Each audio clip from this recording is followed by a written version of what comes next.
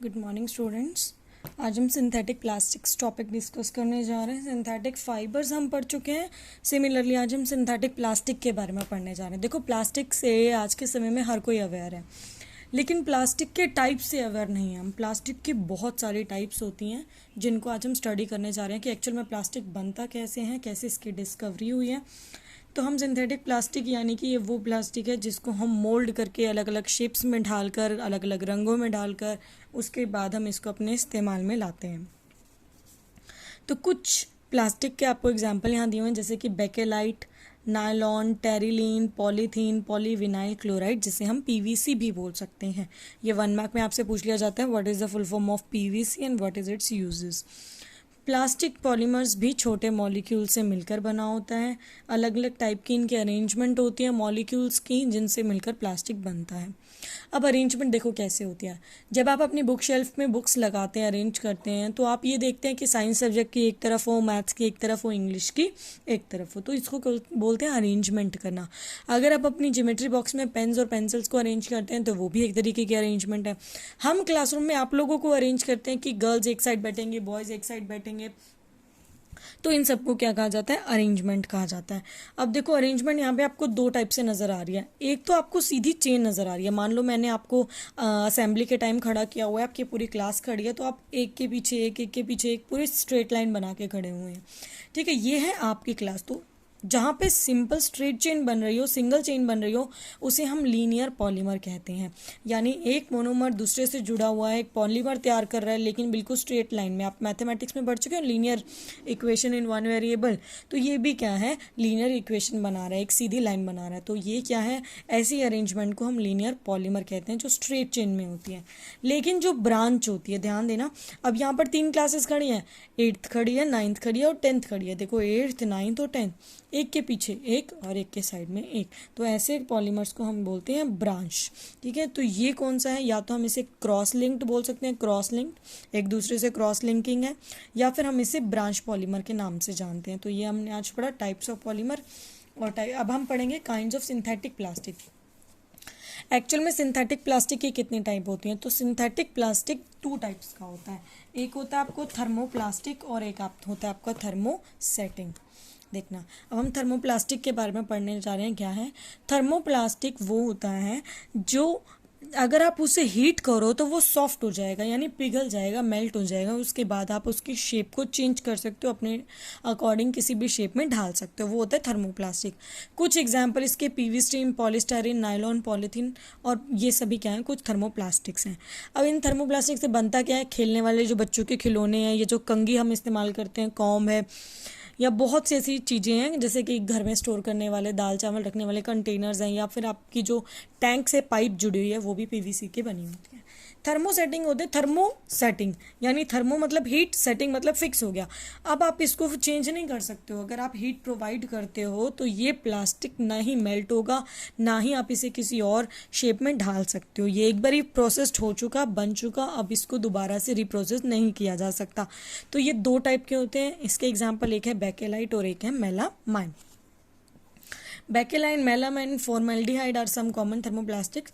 इनके यूज़ कहाँ कहाँ होते हैं? जो आपके घर में इलेक्ट्रिक स्विच होता है बटन ऑन ऑफ का, उनमें इस्तेमाल किया जाता है। फ्लोर की टाइल्स, जो फर्श पे आप टाइलें बिछाते हैं, किचन के वेयर्स, बहुत सारे ऐसे रसोई में सामान है जो इनके बने हुए होते हैं। Handles of pressure cooker, pressure cooker का जो हैंडल है वो भी बेकेलाइट का बना होता है। और बहुत सारे हमारे जो ऐसे बर्तन हैं जो नॉन स्टिक होते हैं, उनके भी जो हैंडल्स हैं, ताकि वो हीट ना हो, गर्म ना हो, इसके लिए उनको थर्मो किसका बनाया जाता है? सेटिंग का।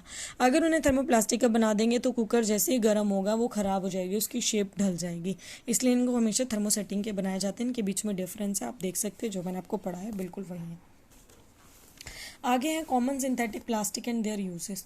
कौन से ऐसे सिंथेटिक प्लास्टिक है जो मोस्ट कॉमन है और इनके यूजेस? सबसे पहला जो हमारे पास है वो पॉलीथीन है। इसको हम पॉलीइथाइलीन भी बोल सकते हैं।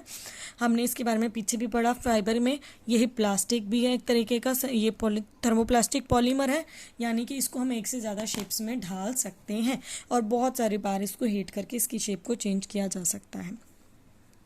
पॉलीथीन आप इस्तेमाल करते हो, बहुत सारी ऐसी चेयर हैं, टेबल्स हैं, या बहुत सारे ऐसे प्लास्टिक मग्स हैं जिनको आप क्या हैं, जिनकी शेप को चेंज किया जा सकता है।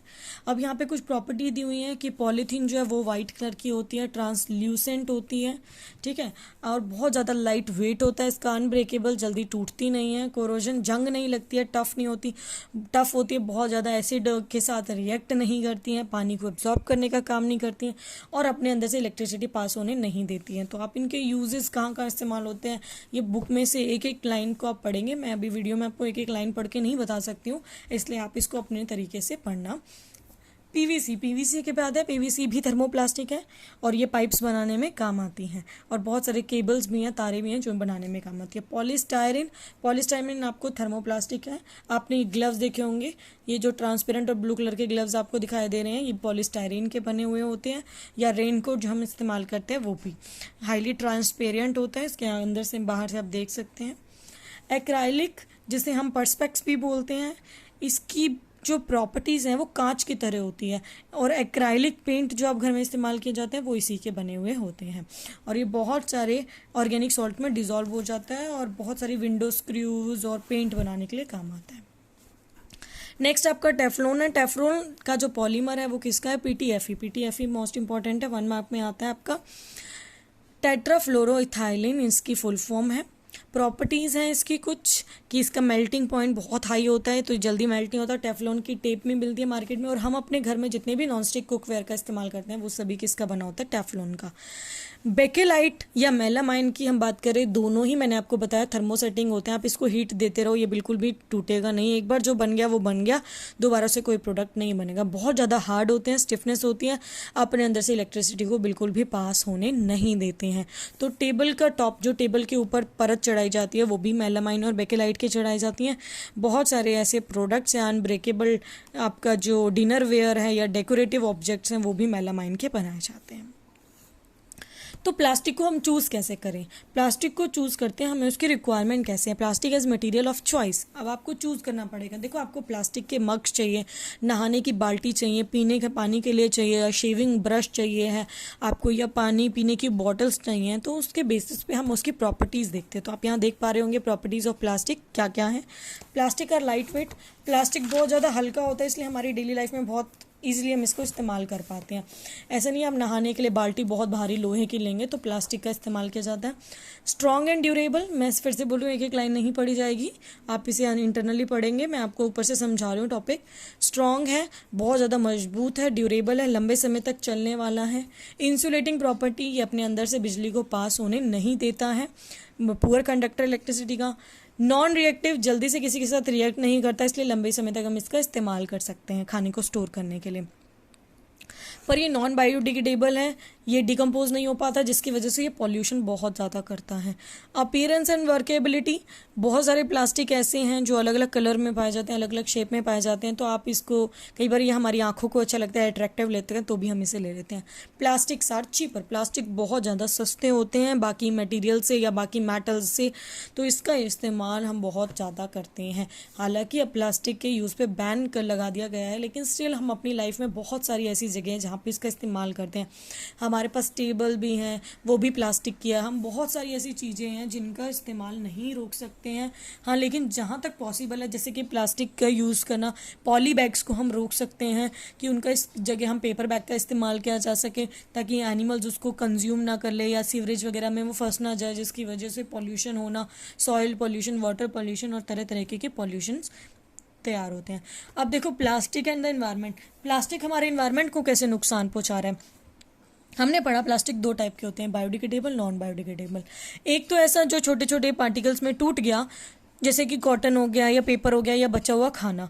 लेकिन नॉन बायोडिग्रेडेबल जैसे कि डीडीटी या बहुत सारे मेटल हो गए, कांच के बर्तन हो गए, या प्लास्टिक हो गया जिससे हम खाना लेकर आते हैं, कैरिंग करते हैं गुड्स को, तो ये जब डिकम्पोज नहीं होता तो ये हमारे एनवायरनमेंट को नुकसान पहुंचाता है एनवायरनमेंट को, जैसे कि सॉइल पोल्यूशन, पानी में बह गया तो water pollution, blockage of drains, आपने फेंक दिया उसे सीवरेज में बहता हुआ चला गया तो ड्रेन सीवर पाइपलाइन बंद हो जाना, जानवर इसे खा लेते हैं तो उनके गले में फंस जाती हैं, उनके लंग्स चौंक हो जाते हैं, उनकी फूड पाइप चौंक हो जाती है, तो जिसकी वजह से वो सांस नहीं ले पाते हैं। Reduce the percolation of water, मिट्टी में अगर कहीं पर बीच में थैली आ गई तो पानी का जो एब्जॉर्प्शन है वो नहीं हो पाएगा। तो इसको मिनिमाइज़ कैसे करना है, हम कम से कम प्लास्टिक का इस्तेमाल करें, उन्हें रिड्यूस करें, उसके यूज़ को ज़्यादा लंबे समय तक उसका इस्तेमाल ना करें, या फिर अगर कुछ ऐसा थर्मोसेटिंग है तो उसका बार बार इस्तेमाल करना मत, ताकि हम उसको बार बार जल्दी जल्दी डिकम्पोज ना करें।